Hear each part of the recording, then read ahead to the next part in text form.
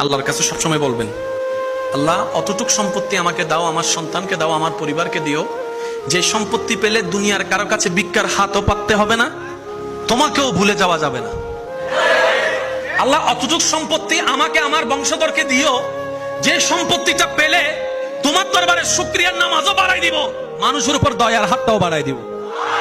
আল্লাহ আমাকে, আমার পরিবারকে অতটুক সম্পত্তি দিও না, যে সম্পত্তিটা পেলে তোমাকে ভুলে যাব, তোমার নবীকে ভুলে যাব, ইবাদতের কথা ভুলে যাব, অহংকারী হব, হিংসুক হব।